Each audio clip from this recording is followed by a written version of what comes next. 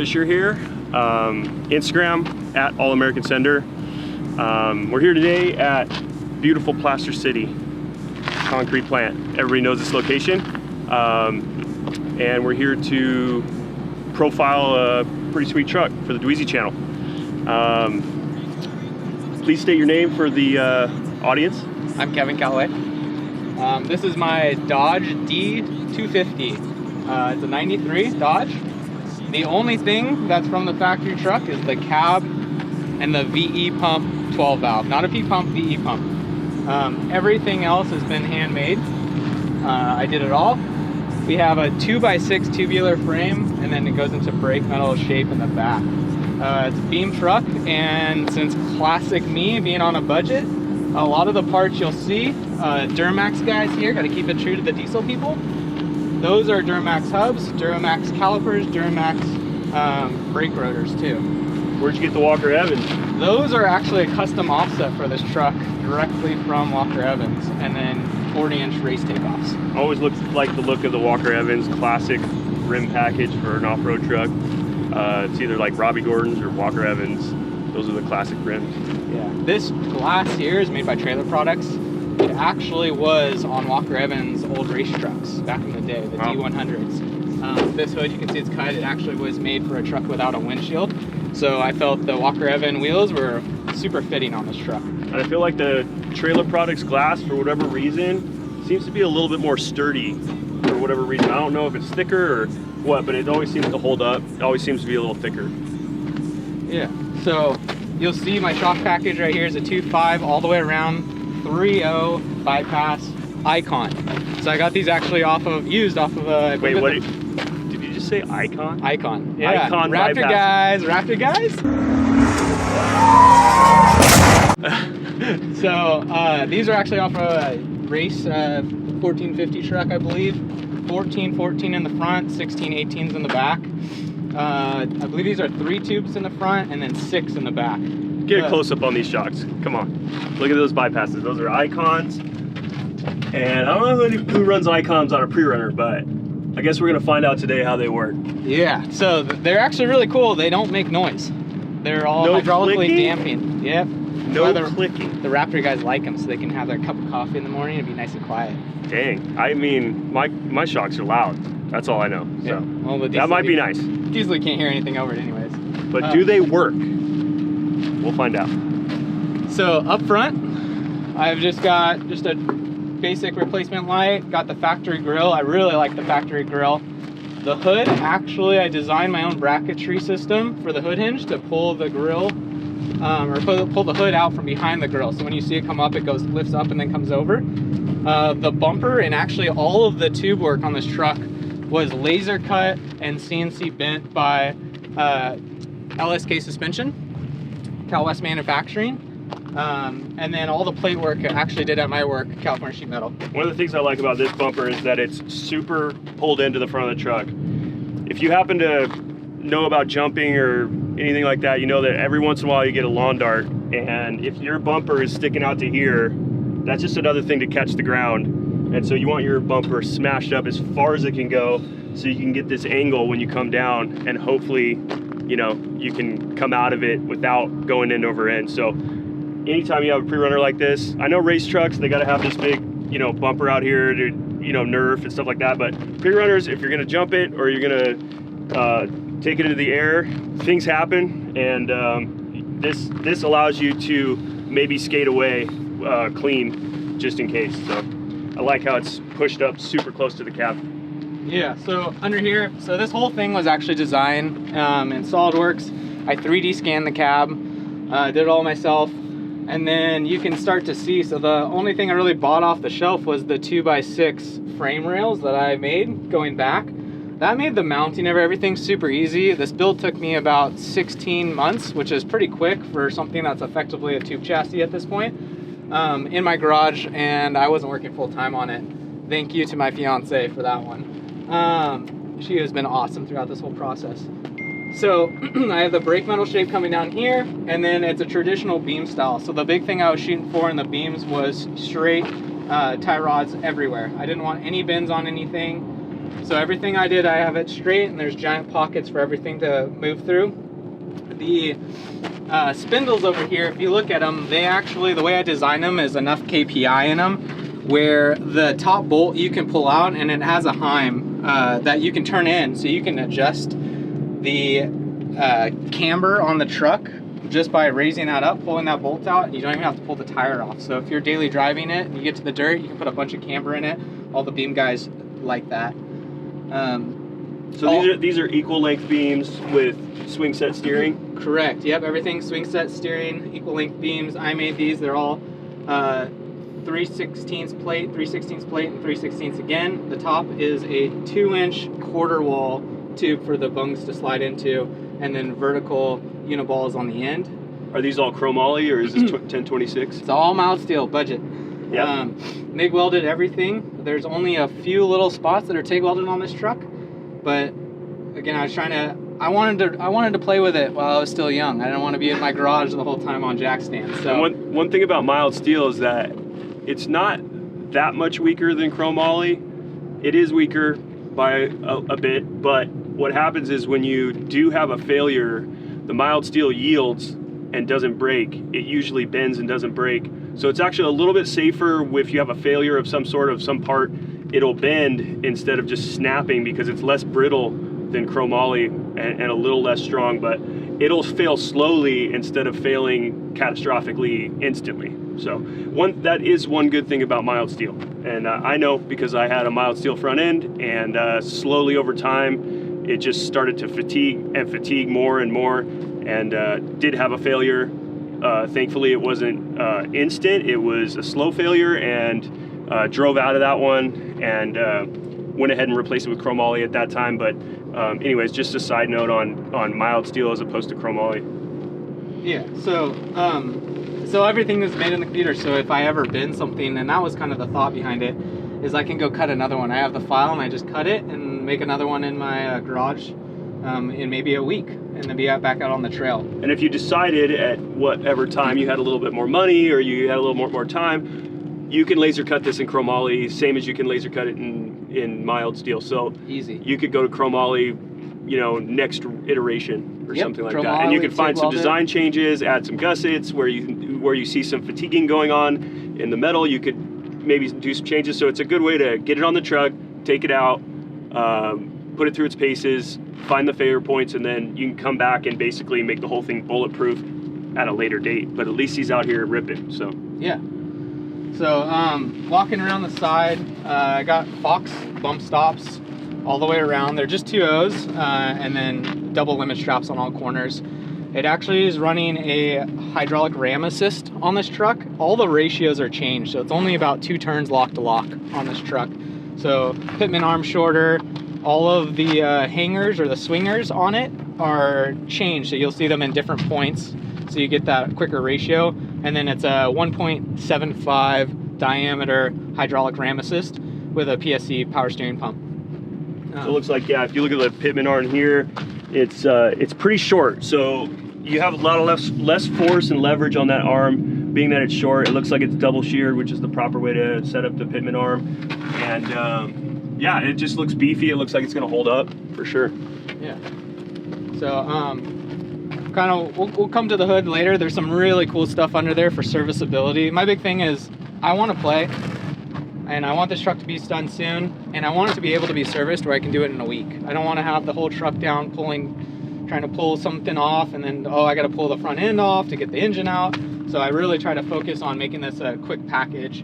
Underneath it, the way that I designed the supports for the actual links on this truck, everything is triangulated. You can see up there I'm running dual radius arms, so you have constant caster in this truck. You can also adjust the caster at any time. So everything's super adjustable, because as you're building stuff in your garage and you try to go on, back in the day it was race desert, you go on there and you're like, hey, is it 10 degrees, 5 degrees? What's the right number? You'll get numbers everywhere, but you don't really know until you try it. And I didn't want to be locked into anything. So with this truck, I can change the camber, I can change the caster on it. I can really see where I want this thing to be and what feels good. Yeah, in a beam truck, it's hard to go to uniball setup anywhere, because that's a solid fixed point, and so That's why you see Heims everywhere on this. It's just because they're all adjustable, and there's so much adjustability with beam trucks that you know, you got to go with Heims. And you might be able to go to Uniballs later on down the road, but for the most part, Heims is the way to go on these trucks. Yeah, and so all of these brackets here, I sleeve the bolts to the frame where I can, and then it has a giant X under the truck that holds the transmission and locks the front beams to the effectively the back end right here, to really keep the whole thing from racking. So what you'll see in beam trucks is it looks like a ladder if you look under it from a frame rail, and I have bars there that whenever you get a wheel impact, it tries to rack the ladder. So putting the X under the truck really strengthens it, and that's, you can see from where the load is on the front, where you would get an impact and it would transfer through those bars. It impacts and it transfers all the way to the other side and crosses to this one too. So. Two spots on a truck where you probably want to implement an X like that is obviously the belly pan under there. That keeps the lower platform rigid all the way around, and then the other places you can get a win, with a Morgan Clark term, get a win, is an X back here.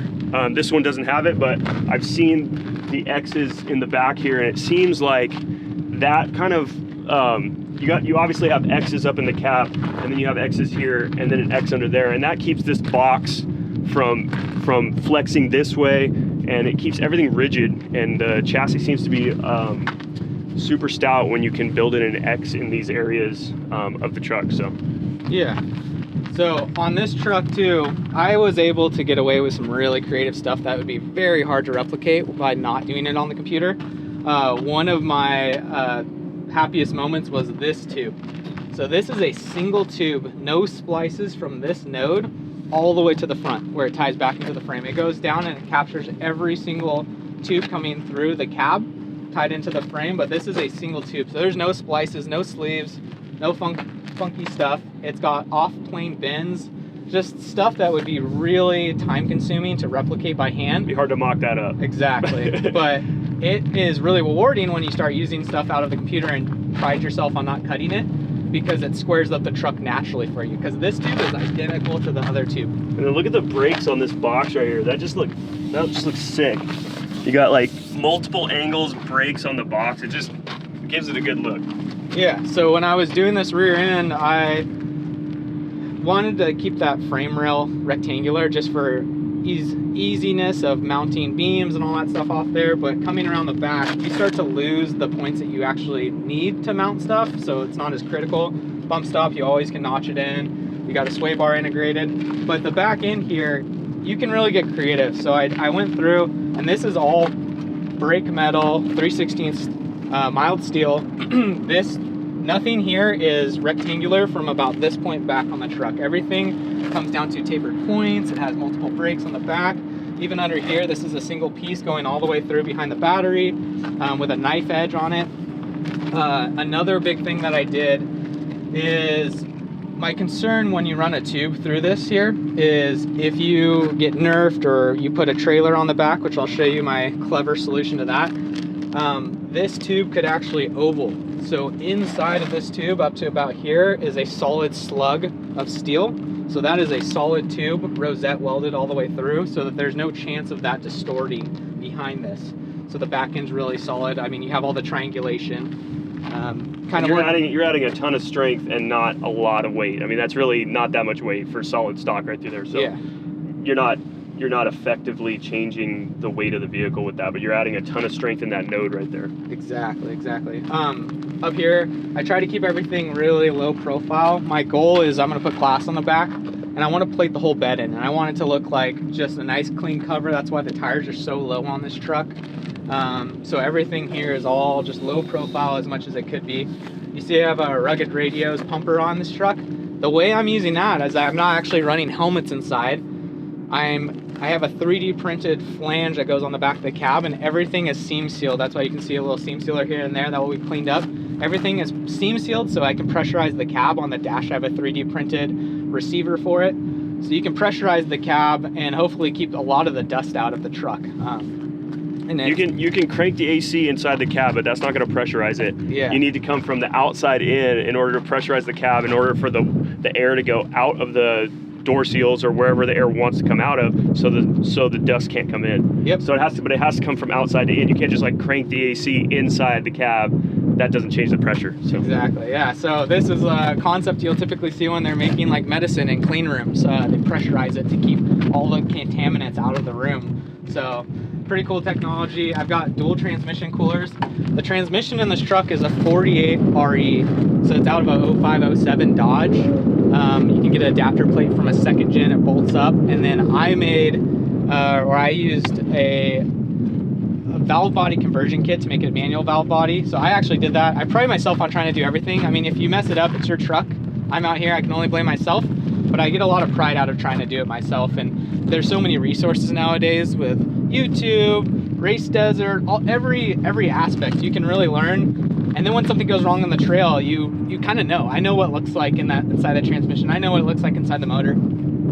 That to me is very exciting, and it's a big aspect of building a truck that's rewarding. And I think these things are always trial and error. You're always going out and testing them, and then you find out where the weak points are. You want to do your best due diligence up front to get everything how you think it's going to go, but then you got to get some miles on that thing and figure out what's going on after that. I mean, I know with my truck's a full CAD truck, and you think you're just going to get it out of the box and go rip it. Well, there's a lot of stuff that you find out when you start putting miles on it. I got like 6,200 miles on my truck, and stuff comes up, and then you just got to address it as it comes. And then as you keep addressing it, then your truck just gets more bulletproof. And once you get to I don't know if you ever get to the end, but at least you can basically take care of like 99.9% of everything if you just keep on top of it. You can't get home from a desert trip and then decide, oh, I'm just gonna let that go. Yeah. You're like, no, you gotta crack, you gotta go, gusset it, or change the geometry, or do whatever you gotta do. You have to do it right away, because otherwise you'll just let your truck crack apart, and then what?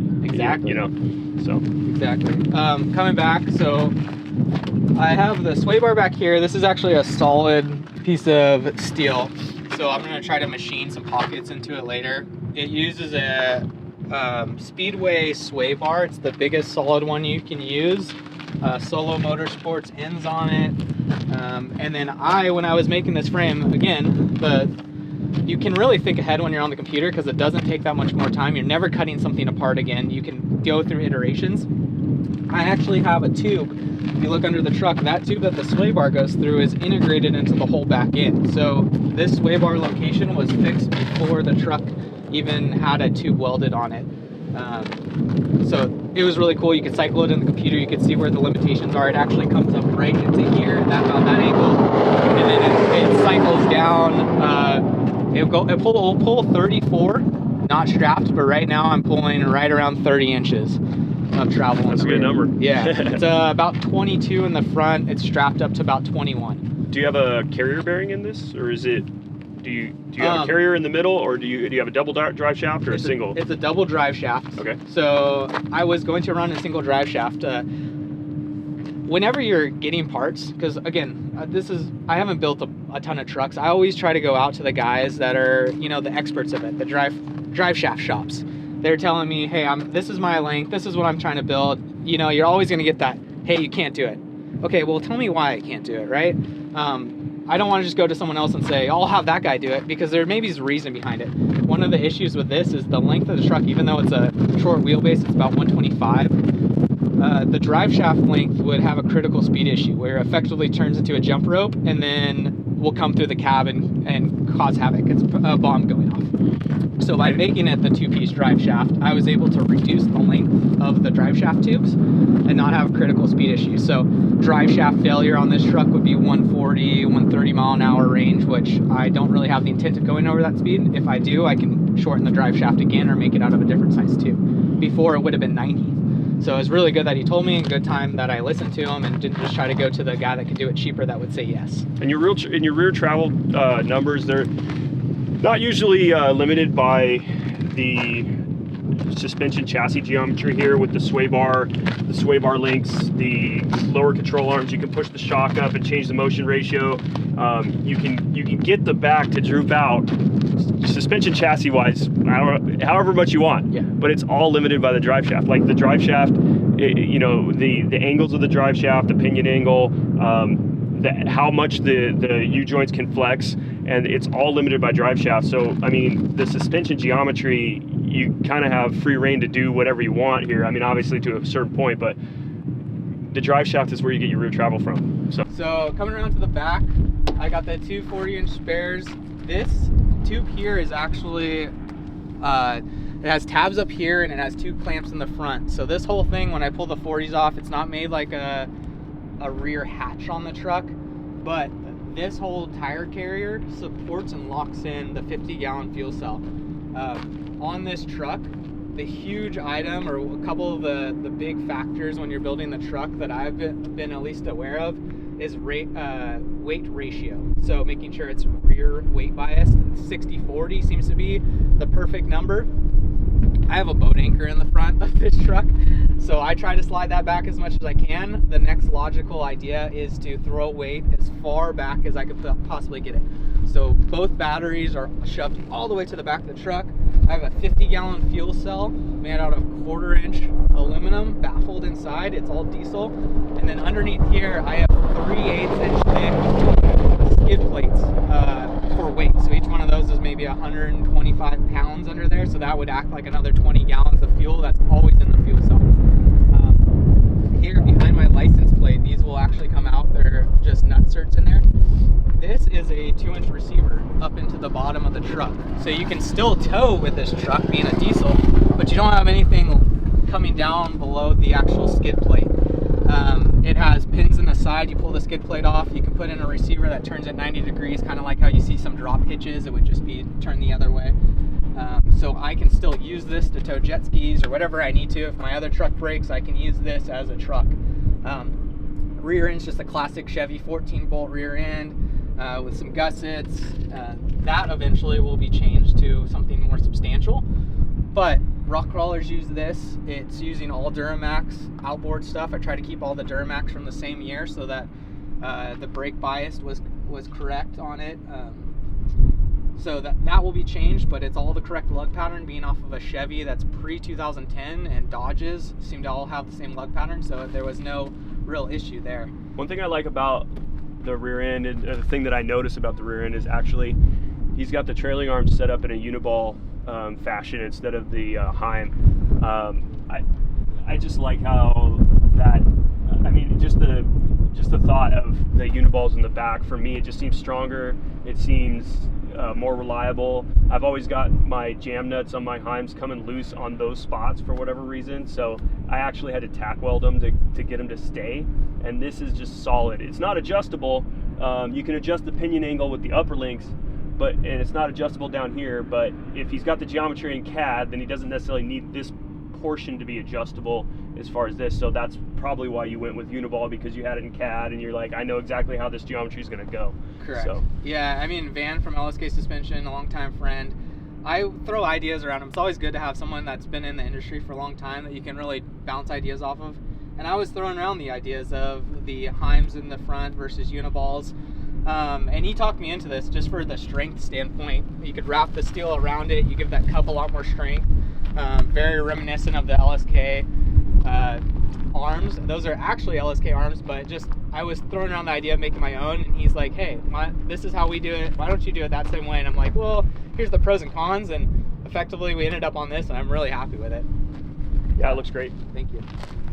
So kind of going around, all of the shocks, Down South Motorsports did the spring package on it and the valving. We're still tweaking on it. I mean, there's no other truck like this, so it's inevitably going to need some kind of tuning. Down South will tune your icons. Yeah. Just remember that. They will tune your icons. So they're great guys to work with. I put this wing up on the top. This is just some brake metal shape that I actually had laying over from the scrap bin at her shop. Morgan Clark, there's two things that I was watching his videos and I really liked. I love the wings that he puts on the back. It gives it that really sleek look, kind of like the modern Chevys have off the back of the cab. And then the hood hinge. I was gonna be the classic guy in the wind pulling up the hood by myself and then making a sail out of it. And I saw one of his videos and he's like, the biggest failure was thinking that he could do that. And I'm like, okay, at that point, I'm making my own hood hinges. I'm gonna make this right. And it's one of the best things I've done. It's a little breezy out here. You want to test your hinge? Let's do it. Let's do it. Let's test it. So he might be eating his words right now, guys. I got secondary latches under here, just kind of how like race doors work.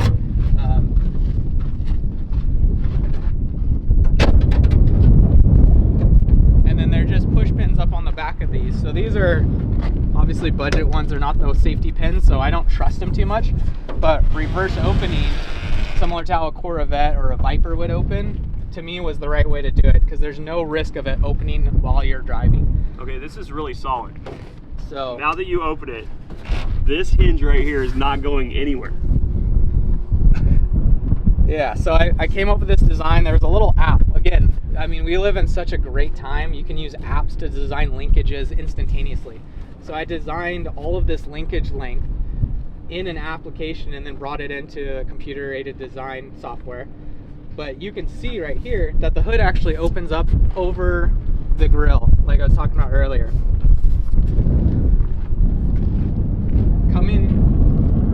Coming into the inside here, one of the items I was really a big fan of having diesels and messing with diesels and breaking diesels is being able to pull the whole motor with the turbos on it, not having to pull exhaust manifolds off, because those bolts seem to always want to break.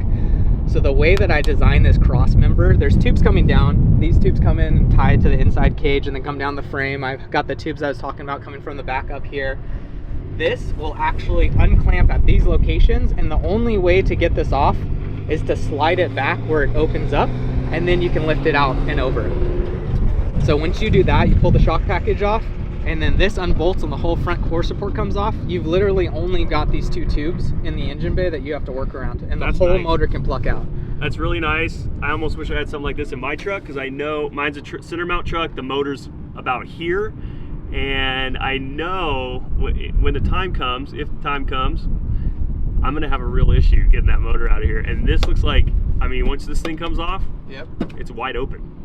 Yeah, and I was worried about these clamps. I never want to load these clamps so they're on the screws. So that was the key. It's fully welded on the underside. It's like a whole C-shaped cup.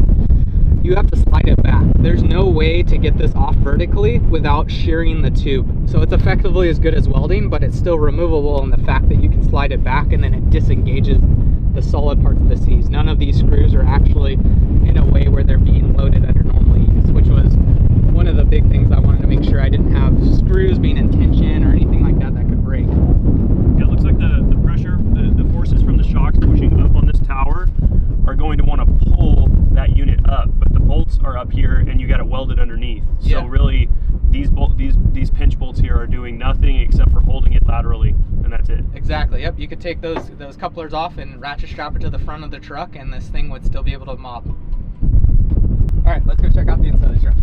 Sounds good. Okay, so this is the inside of the truck. I'm a big fan of factory dashes. I love how this old style truck looks. Trying to keep as much factory stuff as I can. The door panels. This is an LE truck from the 90s. So it has power windows. It had cruise control, but I used the factory clock harness for the buttons on the steering wheel.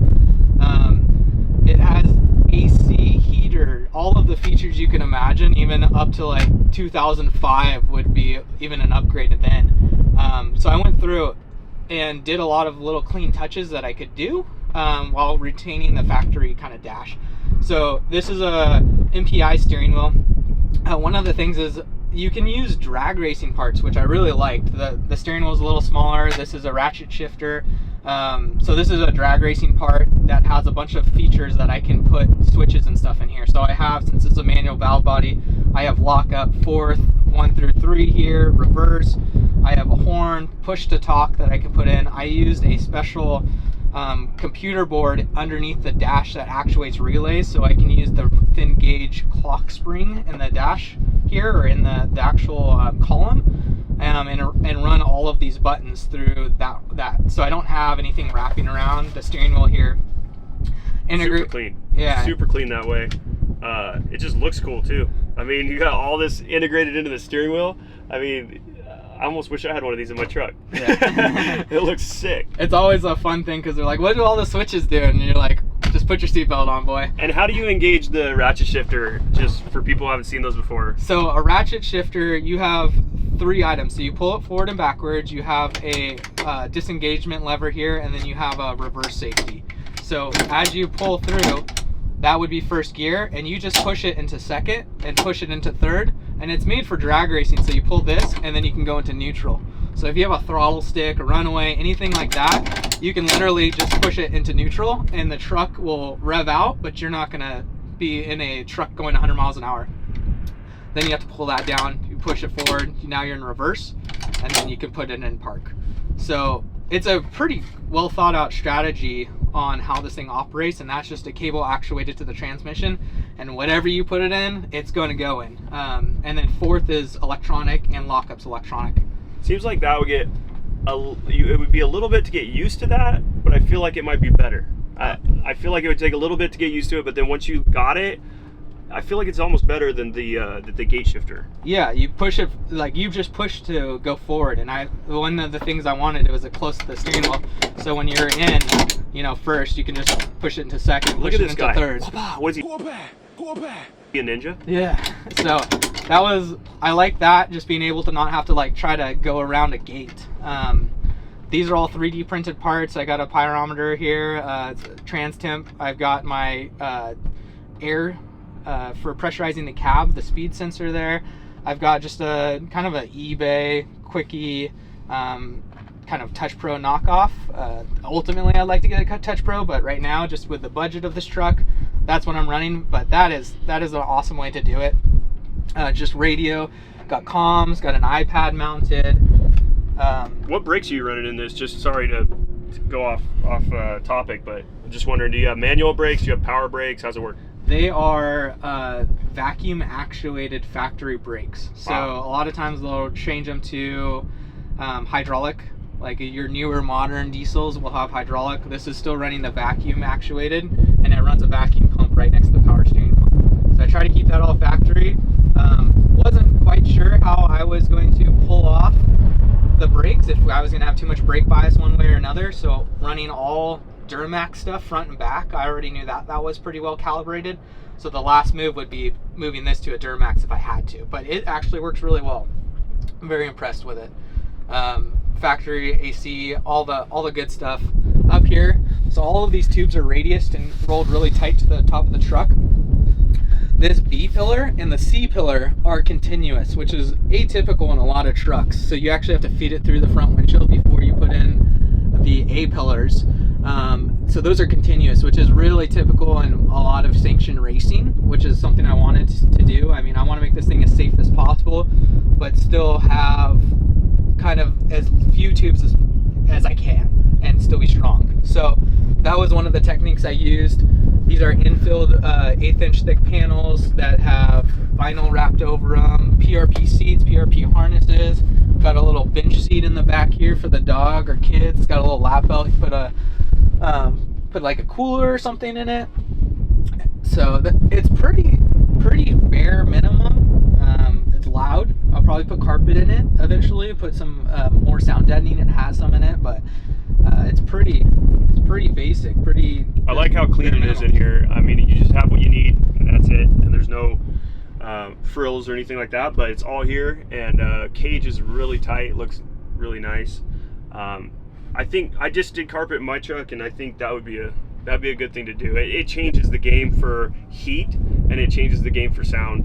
Yeah. So yeah, carpet, you know, as long as you got the right heat shielding on the back of the carpet and stuff like that, it really is a game changer for that. Yeah, and then again, just the kind of going through the whole CAD aspect of this truck, you can see how stuff's flanged into the ground.